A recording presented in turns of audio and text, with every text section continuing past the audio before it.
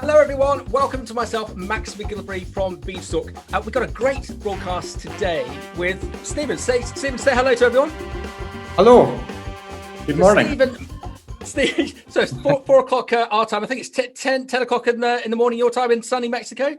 10 a.m. here in Querétaro, Mexico. Excellent. Okay, and we're in our little green up room. We were just annoying each other about the weather. So I've got about 2 inches of snow outside. It's -3. What's the weather like today, Steven, in Mexico, please?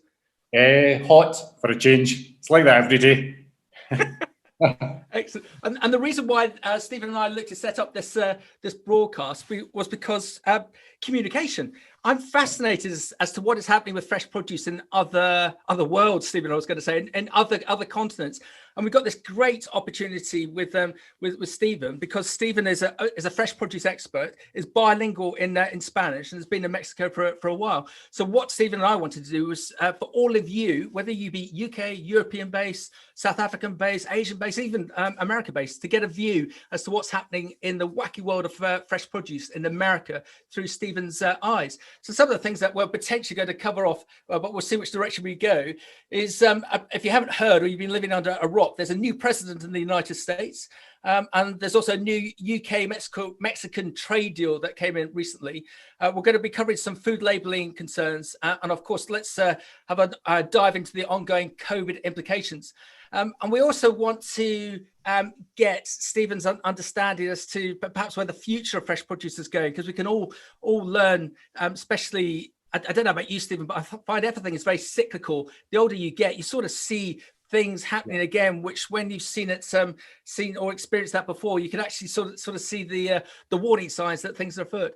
So just for the purpose of the podcast, especially, let's give Steven a bit of a hurrah, so you all know who he is. So Steven is a journalist and PR professional with many years of experience covering the international fresh produce sector and the food industry in general. Steven is fluent in Spanish, and he's been based in Mexico and benefits from excellent connections in the fresh produce sector and related media at an international level. His articles can currently be found in the US-based Produce Blueprints magazine, part of the Produce Blue Book organization. Steven, anything else to add to that, so our audience are fully aware as to who you are, please? Yeah, I mean, that's a pretty good summary. Thanks for reading my blurb. Yeah, I've been over here for a number of years now. I'd say I'm pretty well connected. I've been writing about fresh produce for a long time. I know Berlin in December, kind of like the back of my hand. So yeah, that's the kind of the way I'm up to. And Steven, we have to ask, this is a very impersonal question. What took you to Mexico? What's wrong with, say, Glasgow in the middle of February when it's -5? Why not Scott? Why Mexico? Why not Scotland? Yeah, what's wrong with horizontal rain in December? Yeah. It was kind of family connections. So yeah, basically I married a Mexican and we moved over here, and my children are completely bilingual now. Wow. So this is where I ended up basing myself. Excellent. And do you see it as home? Do you wake up in the middle of the night sometimes thinking that you are back in Scotland, or is Mexico your home now? I'd say that it's kind of become my home now. Yeah. I've become so used to it. It's strange. Excellent. But it took a lot of getting used to. And Steven, when this all calms down, is it okay if we all come out to see you out in Mexico, please? Sounds delightful. Yeah, you're all invited. Yeah. Excellent. So let's get into this. Let's see off the iceberg right at the start. In the UK, we seem to be doing rather well at once at something, being COVID vaccinations. I can't remember the exact stats. Someone feel free to tell me. But I think as of a certain time over the weekend, we hit 10 million vaccinations within the UK, and there are strong views that we potentially are going to get everyone over 50 vaccinated by May at some point. So our get out of jail in respect to the pandemic potentially seems to be going well. And there's talk about businesses opening up, schools opening up again in March. So that's where we are, our little snapshot. What's the snapshot in Mexico in the respect of COVID, please? Yeah, it's awful. Pretty much awful over here. It's I've obviously been closely following how things are developing, but the government ran out of vaccines. I think end of January, beginning of this month. So they've ordered in emergency batches from China and Russia, which aren't due to arrive until the middle of February. But I've seen some projections saying that the entire population won't be vaccinated until 2022. Good. So, so I think it'll be a while before I get back to the UK. Okay, and lockdowns, face coverings. What would you see if you and I walked down your high street? Yeah, sure. I mean, everybody's you see in the street is wearing, the masks. You even see them in the car wearing masks, which I think is a bit ridiculous. When you go to the supermarket, you have to walk through a chemical trough.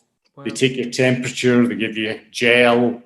So they seem to have all the precautions in place, but it's still spreading like wildfire. And unfortunately, it seems to be out of control here.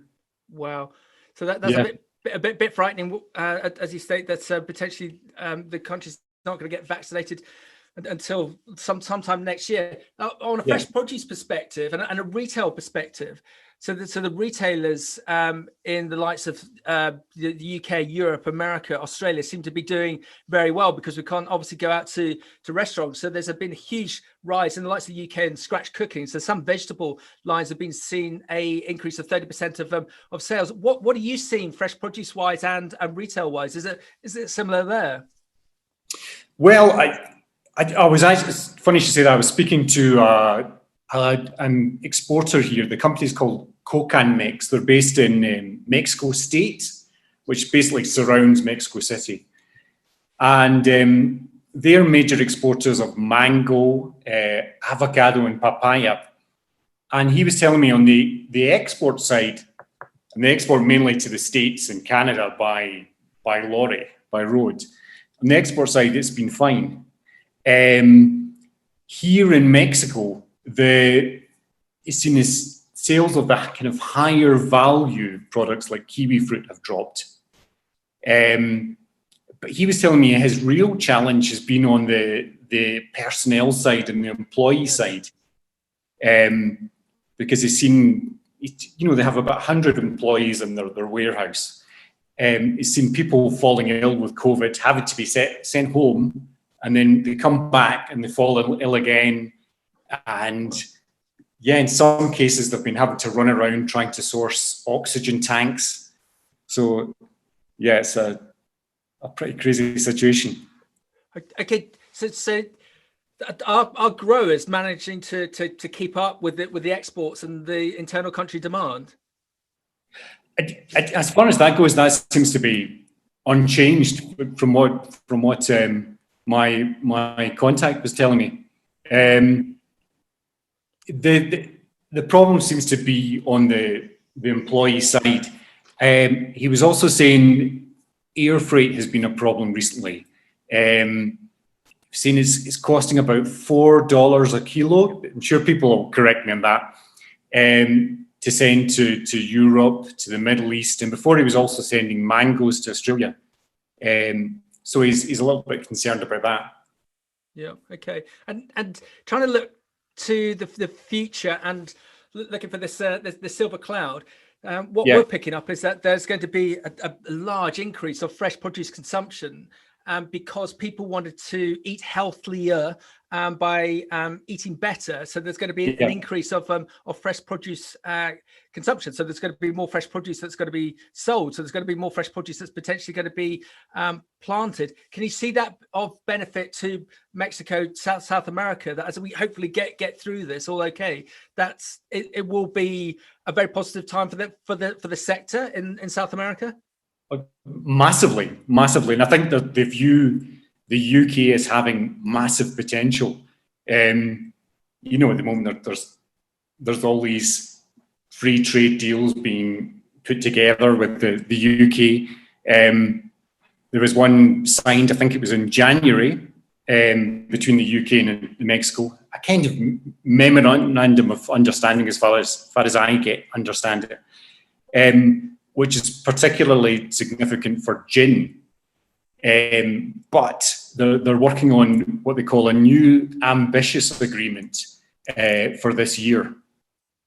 But yeah, I mean, as far as exports go in general, I think at the moment, Mexico only accounts for about 7 or 8% of total food and drink imports into the UK. So there's huge potential there.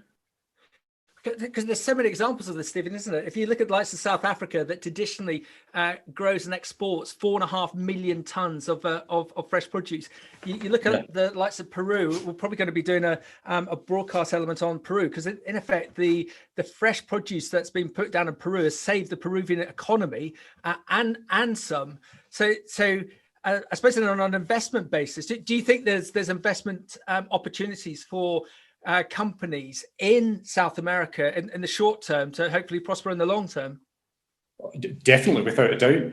I mean, if you just look at the figures, I mean, while I consult my figures, Max, I think my in-depth research, I mean, 39% of total Latin American food and drink exports go to the UK, which was worth $10.5 billion. That was in 2019, I think it was. Yeah. But that only accounts for 7% of total UK food and drink imports. Wow. Okay. There's huge potential there. And do you think that's one of the reasons why the Mexican UK trade deal came out so soon around Brexit time, or was that just coincidental? Oh yeah, I think they view Mexico as having huge potential. I mean, it's obviously works both ways. Yep. You know, great for Mexican growers to be able to expand their horizons beyond the United States. Yep. But also for the UK, there's a lot of companies who want to get into Mexico.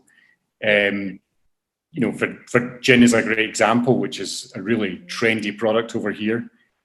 But for other technology companies involved in the agriculture sector, there's huge opportunities over here. And help me, is Mexico as sophisticated in fresh produce production as, say, Chile or Peru, or less so? Given even more opportunity, what do you think? No, it lags behind, definitely. You know, there's a lot of small farmers, there's a lot of small cooperatives. I mean, you do have the likes of Driscoll's. They've got big operations here, big berry operations. But that's the minority. The majority are small farmers.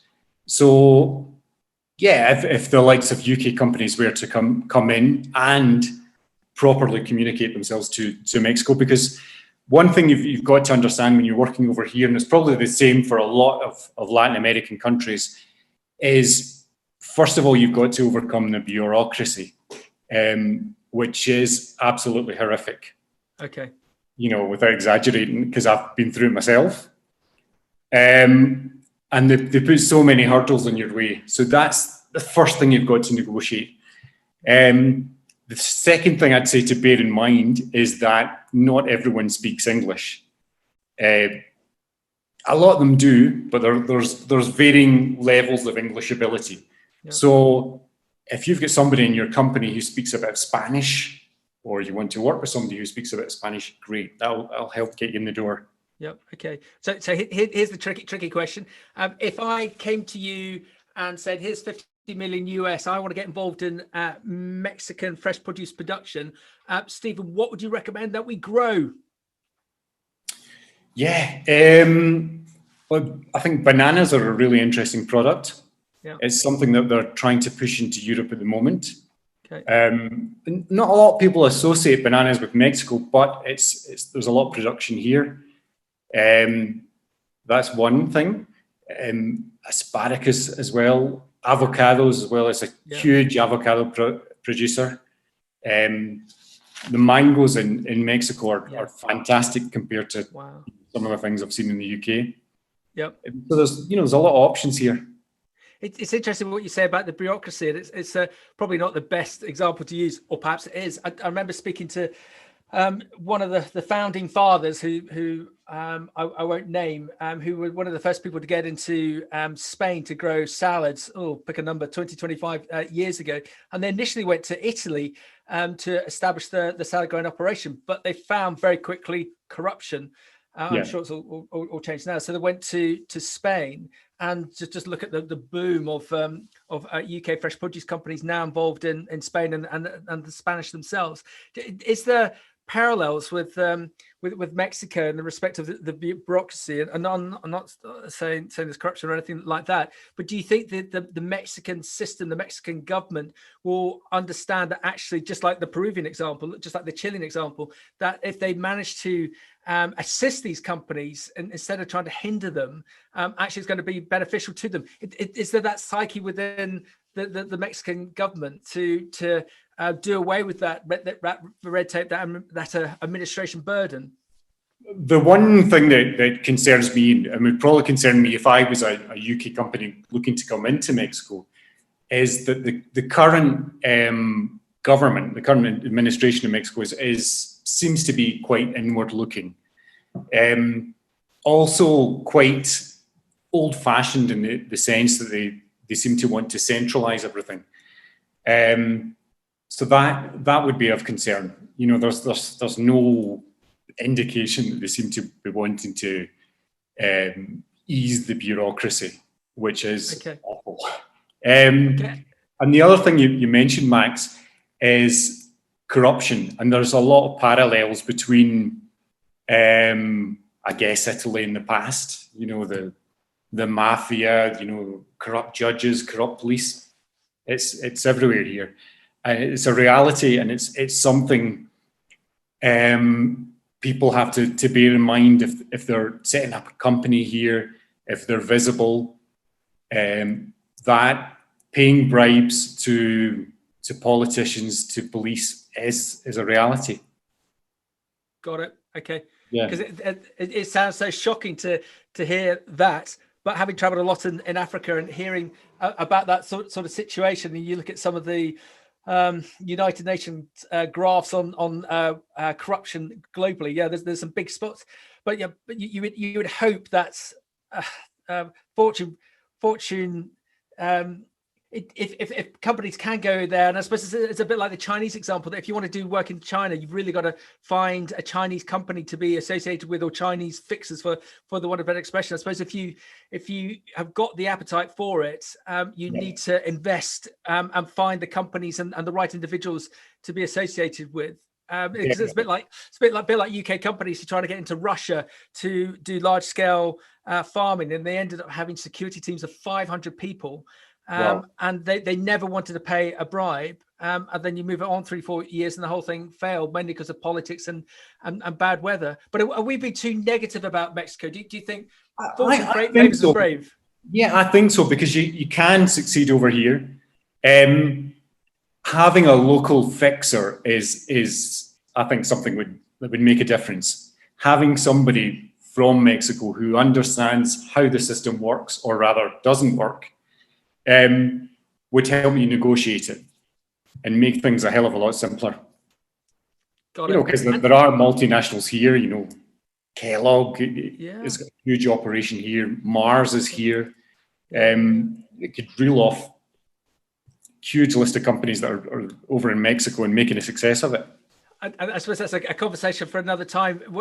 You mentioned the likes of Driscoll's, but is the fresh produce sector globally relatively fragmented in comparison to the likes of Coca-Cola? What's the same with Coca-Cola? Wherever you go in the world, two people have already been there before you: the bloke selling Michael Jackson t-shirts and the bloke selling Coca-Cola. And you mentioned the likes of Kellogg's already with fresh produce companies. There's a few shining examples, like the Greenyard and say Total Produce, but perhaps not of that level. And I suppose of that level, that brings an understanding from people who look to investigate those companies that actually they are uncorruptible. They're just very big machines, and you need to work with them through their processes and systems, and it will be a benefit benefits to you, but it's all going to be on a legit basis. Absolutely. Yeah. No, I totally agree. And No, sorry, Max. I was just going to pick up on something you mentioned earlier, which was about Chinese companies, and that made me think about the new trade deal. I don't know if you've read about this, the USMCA. I have a little bit, but carry on. Yeah, it was ratified last year in July 2020, despite the protestations of Trump and his threats.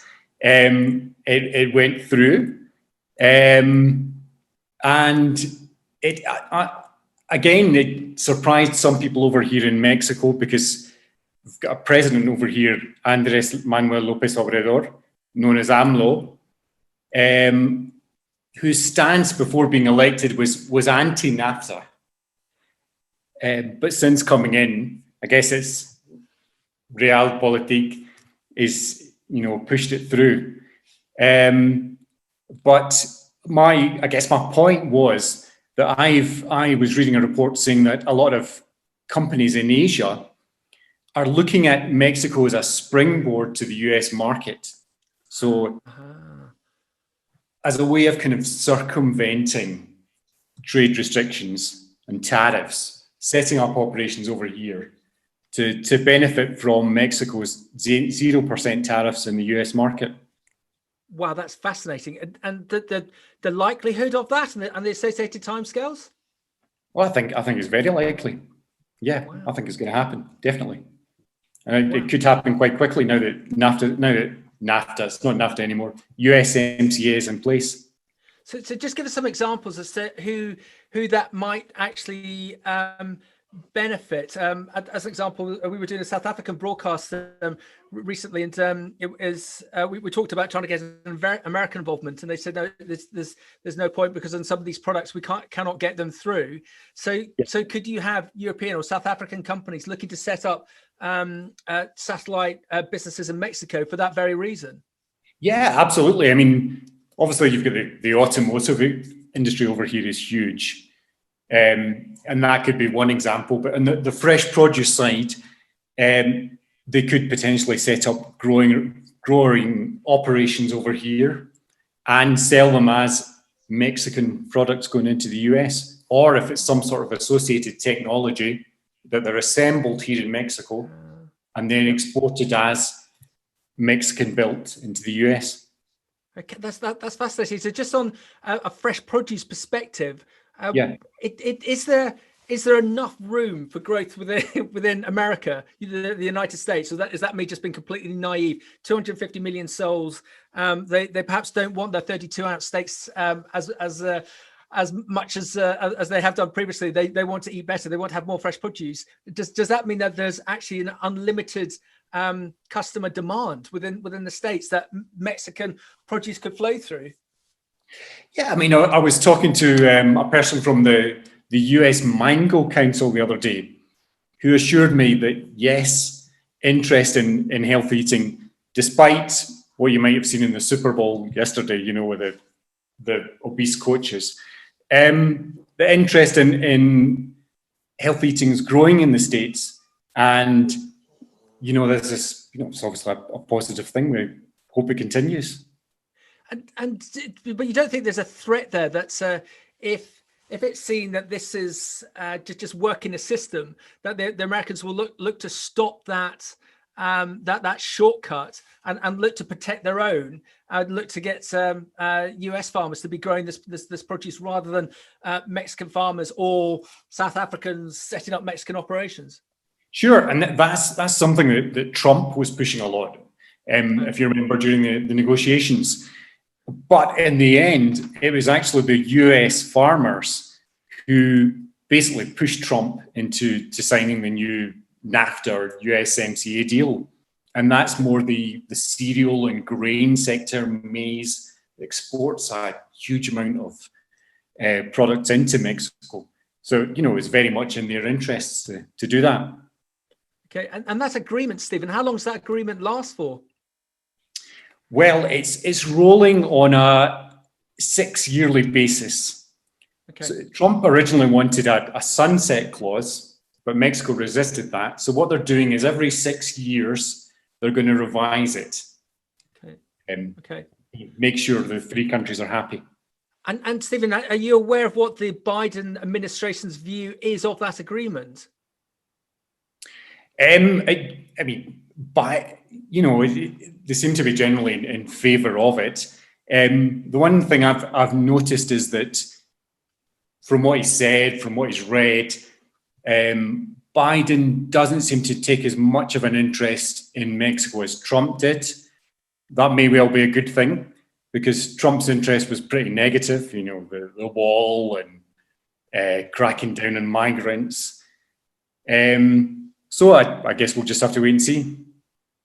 So just to reiterate it, sorry if I'm chasing a bit of a false stream here. Correct me if I'm not. You think there's actually going to be significant opportunities for people to get involved with the Mexican fresh produce to grow, to either export back into the likes of Europe or to export into the States? Definitely. Yes, absolutely. Yeah, using Mexico as a middleman, as a springboard to access the US market. Wow.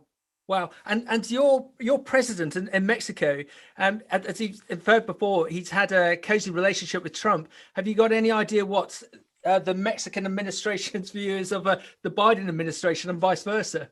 Yeah, well, so far, the president here, AMLO, has been very cool towards Biden. He was one of the last leaders to congratulate him for winning. Really?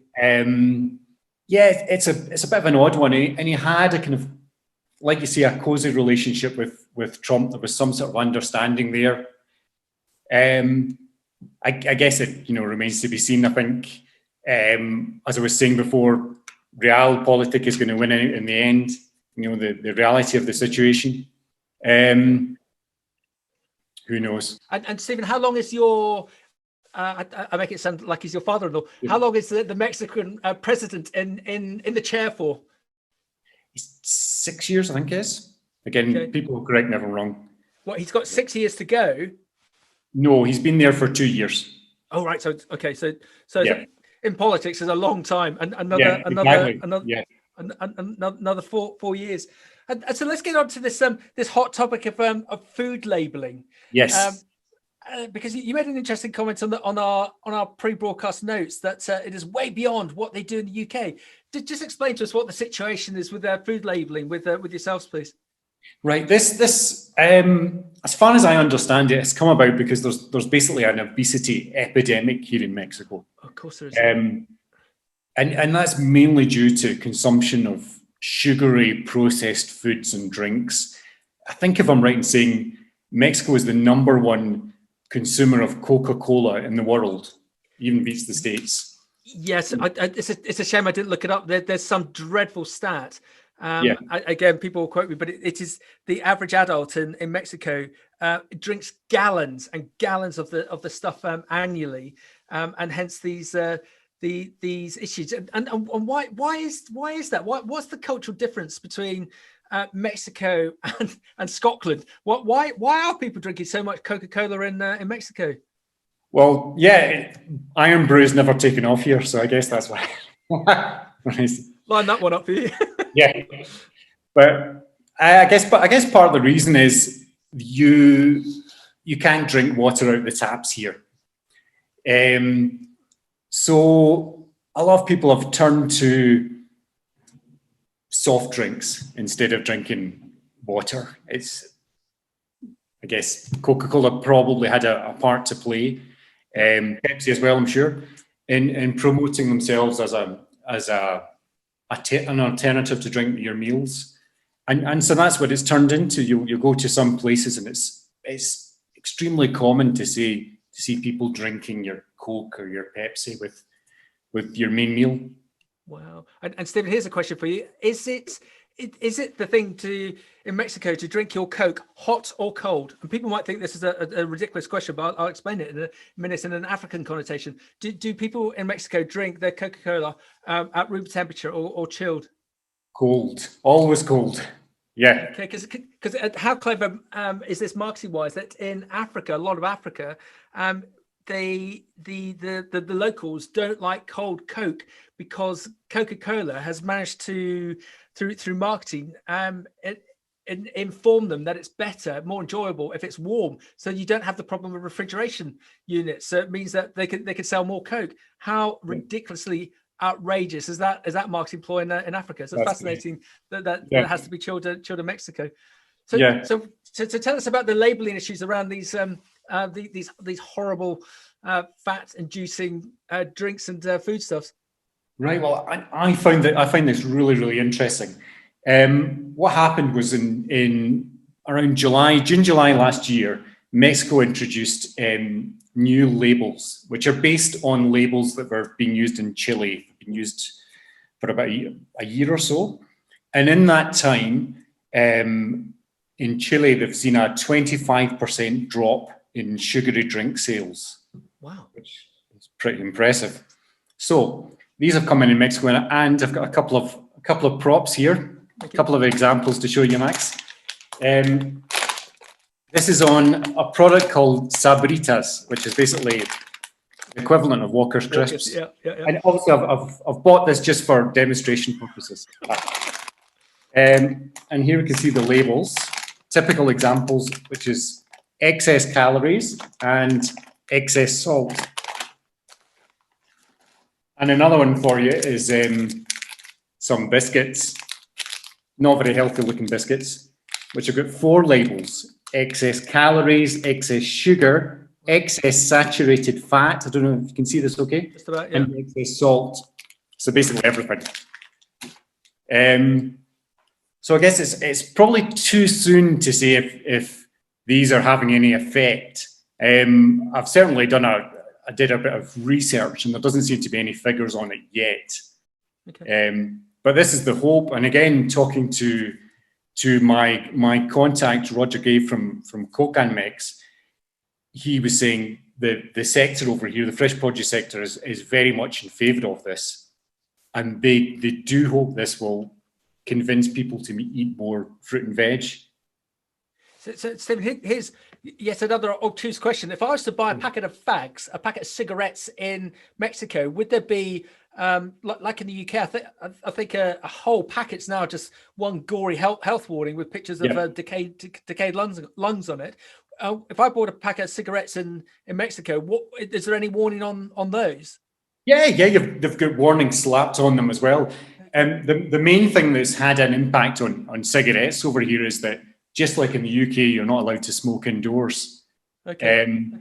So yeah, they've seen a massive fall. I don't know what the figure is in people smoking, but I guess again, like in the UK, they've turned to vaping. Okay, and health-wise, again, just this is fascinating. I'm learning so much. If I was a Mexican national and I tripped over and broke my leg in the street, and someone came out and phoned an ambulance, and I got carted off to hospital, just like within the UK, that service, the NHS, National Health Service, I would be accommodated free. My ambulance trip would be free. My crutches would be free. The physiotherapy that I would have would be free. If I was in Mexico and I went through that ordeal, would it all be free? The short answer is yes and no. In Mexico, we've got a weird hybrid of the US system and the NHS. So the NHS over here is they call it IMSS. I won't tell you what the Spanish translation of that is. It's too long. But that's the equivalent of the NHS, and the standard is not great from everything that I've been told by friends and family over here. So what you usually find is the people who have a decent salary get medical insurance, which isn't cheap. So in that case, if you broke your leg, an ambulance would turn up, and these are private ambulances generally. Okay. So they would ask you, are you covered by your insurance? If you're not, good luck. Yeah. Okay. So Stephen, the reason for asking that is that it's fascinating with the whole COVID scenario in the UK that there is already talk about the NHS, quoting one paper over the weekend, being ripped apart after the COVID thing is hopefully through, because of the inefficiencies that happen within the NHS. NHS does a fantastic job, but there's a whole debate to be had about group buying and so on and so forth. But one of the biggest issues about COVID and the NHS is obesity. So when our Prime Minister Boris Johnson got COVID in the first wave, when he successfully recovered, one thing that he stated was that one of the reasons I got ill was because I was overweight. We are going to stop this nation being a nation of fatties. We are all going to get fit, and it's hence the food labeling element of it. And there's been lots of protestations from some of the trade bodies who represent those sort of companies in the UK about the size of the business and the number of people that they employ. But actually, if there's overconsumption, they're killing people, and that's just causing a great burden on the NHS. And we can't allow that to happen with everything going on. So is there a bit of a duplication with Mexico and the likes of the UK, that the Mexican government do want people to be, well, you can't drink whatever the figure is, 30 gallons of Coke a year, of Coca-Cola a year in Mexico, and hope to be in any way fit. You're just on a road to disaster. So can you see that change happening within Mexico? Definitely. Well, I don't know if you've read, Max, that Mexico is in the unenviable position of having the third highest death toll from COVID in the world. Oh, I didn't know that. Okay. Yeah. And that's a lot of that appears to be down to the obesity problem. The diabetes over here, high blood pressure. A lot of these deaths are obviously elderly people, but it's definitely linked to the Mexico's obesity fatty problem over here. Yeah. If I walk down the street with you, would I see lots of fat people? Would I see lots of obese people? It's a curious thing, Max, because anecdotally I don't see as many as I've seen, for example, in the US. Yeah. Where the obesity over there, I'm sorry for any American listeners, is something else, But over here, you do see overweight people, definitely, and obese people. But it's a curious thing. You see a lot of fit people, a lot of people out jogging. Yeah. It's a strange one. I always get told off for saying this by my great mate Barbara Bray, who's a fantastic food nutritionist, and we run a great broadcast with her and Jackie Green and Mark Driscoll called Healthy and Sustainable Food. And I keep on saying that to me the cure to the obesity crisis, wherever it is simple: eat more fresh produce and do more exercise. And she always laments me saying that, because she says it's so much more complex than that. But the products that you've just showed there, rather than kids stuffing their faces full of them, if they were to eat amazing papaya, amazing bananas, amazing avocado, and do more, it feels, Stephen, we could go on for this for hours. Yeah. It feels like we're just all being succumbed to a big marketing drive by major food companies for us to buy the overpriced goods, so that they can stuff more money in their own pockets, or those of the shareholders. When actually, if we ate more fresh produce and exercise more, we would all be a lot more healthy. Do you agree with me, Stephen? I completely agree with you, Max. Funnily enough, I was speaking to my children's pediatrician over here, who was telling me from what he's seen that there could be a childhood obesity crisis in the making, thanks to the pandemic, thanks to kids not getting outside to exercise, eating these kind of products. There's been a huge, anecdotally, there's been a huge increase in childhood obesity. So, I think getting the fresh produce sector involved over here, we've got the labelling. I guess if we could get people speaking in schools as well, encouraging them to exercise, encouraging them to eat more fruit and veg, to eat healthier. That would be fantastic. So I've got to come up with a couple of examples, and I get war weary with these ones. There was I can never remember his name, but they had the vice president of PepsiCo speaking at a big lecture series in the UK. It must be 4 or 5 years ago, called the City Food Lecture. And at the end of it, there was questions, and our mutual contact Chris White asked a very good question. He said, "Why doesn't PepsiCo invest in banana businesses?" And his retort was, we will invest in banana businesses when banana businesses make money. Oh. And the case in point, a year ago, just before COVID, my local Asda supermarket, they had a big sign up, bananas. And I picked up bananas and I put them on the scale. So Stephen, you know this, and a lot of people know this, but a lot of people won't, and they should be rightfully shocked by it. So I picked up half a dozen bananas, 6 bananas, and fair old weight, just nearly 2/3 of a kilo, stuck them on the scales, 89p for half a dozen bananas from Ecuador. I then posted that up on the social media, and lots of comments and lots of people agreeing with me. And I had a couple of DMs, direct messaging, saying that, Max, I can't tell you this because I work for the company that's involved with supplying those bananas. But actually, the bananas to buy in Ecuador, if you're in Ecuador and you bought the same bananas, they're more expensive to buy in Ecuador.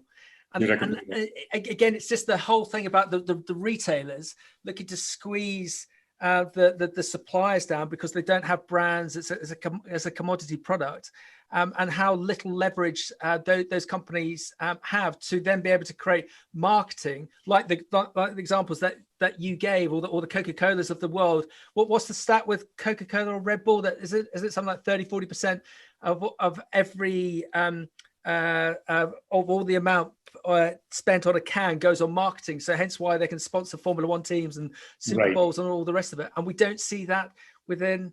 But it's just slowly killing us when the answers in front of us is eat stuff that's grown by the sun. Well, I completely agree, Max. And here in Mexico, the fresh produce is fantastic. It really is amazing. You go to an indoor market over here and you see the most terrific array of fresh produce for sale. Fruits you don't regularly come across in the UK. Delicious mangoes. It's the papayas are fantastic over here. A huge array of different chili peppers. It's something else when you go to a market here. It's really an experience.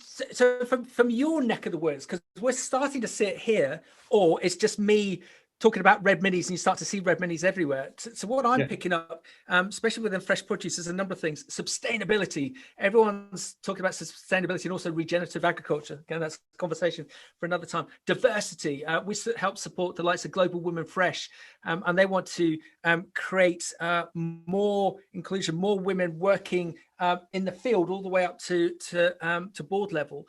And the other bit we're seeing is this change of thought about businesses, that businesses aren't created just to stuff money in shareholders' pockets. They should be created to do good. It does make me tickle sometimes when I see that, without naming them, the likes of larger chemical companies having heads of sustainability. When you look at their track record in the past, and it's been appalling. But now perhaps they've learned from that, and perhaps they're the best platform to do some good.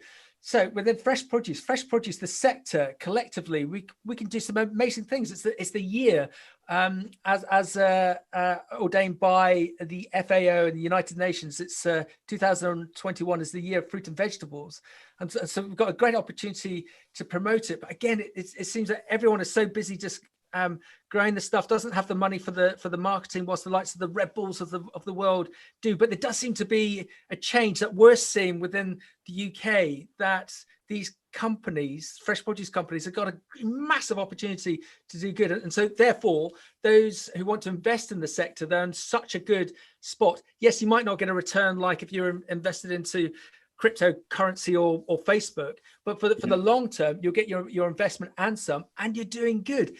Am I just seeing this through my blinkered, rose-tinted eyes, Stephen? Or are you seeing that within your network in South America as well? I would love to see that over here. I don't think there's quite enough. There's so much awareness of these things, of sustainability, of getting more women involved in fresh produce, as there is maybe in Europe and in the UK. I'd love that to be the case, but it doesn't make the papers. It doesn't make the TV. It's something you rarely hear about over here. Do you think that's because there's a natural lag between developed countries such as the UK that we're steaming ahead, and the likes of Mexico will duly follow us? Yeah, for sure. Okay. Yeah, definitely. Okay. And to push you to a corner, what sort of time scale could you see that happen within Mexico on the basis that Mexico gets to its own little COVID crisis? Yeah, I mean, what happens in the UK, what happens in the States, eventually filters its way through to countries like Mexico. Time scale, I don't know, another 2-3 years at least. Okay. I'm just guessing. Okay, and so just before we run out of time, Stephen, what's your predictions for Mexico and South Africa in terms of fresh produce? It's that horrible question we all hate. What's it going to look like 3 years, 5 years down the line, please? Well, I would hope that, I mean, the Mexican growers start looking outside the States. I mean, obviously it's the natural home, but there's an argument for saying they're too reliant on the States. And when there's a bump in the road, such as a bump in the road that there was for several years, then I guess that's a moment I would hope that they start to think, well, why don't we start looking more at Europe? You know, our exports to Europe are still pretty low compared to Chile, compared to Peru. And there's a huge opportunity there. You know, when I gave you that stat earlier on of only 7%, what was it, 7% of the imports were from Mexico. You know, it's a tiny figure. So the potential is there, and I really hope growers over here start taking an interest in Europe and the UK, especially with these trade deals coming in. Fantastic. And if you were a company in the likes of UK or Europe or South Africa, and you wanted to get involved with Mexican fresh produce, what would your advice be as to the best way to do it? Are there trade groups out there that they can contact? Could you help them, Stephen? Yeah, of course I can help them. You know, feel free to get in touch, and I'm happy to give advice, no strings attached. There are trade bodies over here. There's a big one for berries called Annie Berries. Again, if anyone wants to contact me, I'd be happy to pass the details. There's another one for mangoes. Again, the big thing, like I was saying before, to negotiate over here is the bureaucracy. So if you've got a fixer, somebody on the ground here in Mexico, who understands how things work, who speaks the lingo, who knows how to negotiate the system, then, you know, things could work for you over here. And I'm taking it that because you're sat there in Mexico, yeah, you're therefore very positive about not only the country but the fresh produce sector.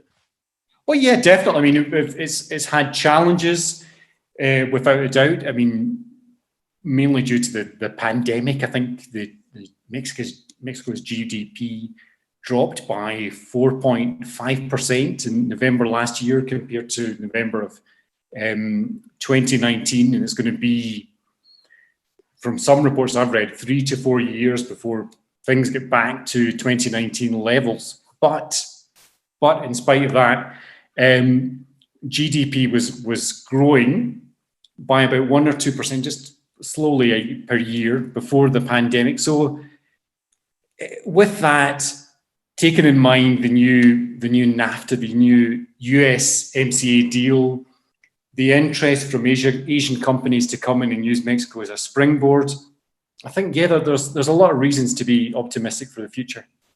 And I haven't used my word of the year so far, words of the year so far, driving behavioural change. If the likes of the UK and Europe are going to see an increase of fresh produce consumption. They're going to need to get it from somewhere. So they might be knocking on the door of the likes of Mexico and say, we need more papaya, we need more bananas. What can you do for us? And then the growers and the government will see, actually, there's an opportunity here. We need to do more to service this this market, especially with the likes of your assistance to be able to guide companies. So Stephen, I've really enjoyed this conversation and I found it fascinating. So just to highlight that, if you want to find Steven, we'll put his details on the post that go out, or look up Steven Maxwell on LinkedIn. That's okay, Steven. That will be a really, really good way. And we'll see what everyone thinks, Steven. Good, in the respect of, we might have more conversations such as this, and we're keen to get Steven involved with some of our broadcasts as well, because I'm not very good on the Spanish side, while Steven is a linguist, is a great expert. So Steven, thank you very much for your time today. What I've loved about this is it's so positively unusual to find a Scot in Mexico in fresh produce who knows his thing about this amazing world of fresh produce. And as we keep on, there's such a big future for fresh produce globally, and we need people like you to give us that guidance in far-flung countries like Mexico. Absolutely. No, thank you very much, Max. It's been a pleasure. Excellent. Steve, we'll catch up very shortly and you be safe. Thank you. Bye. Bye. Bye.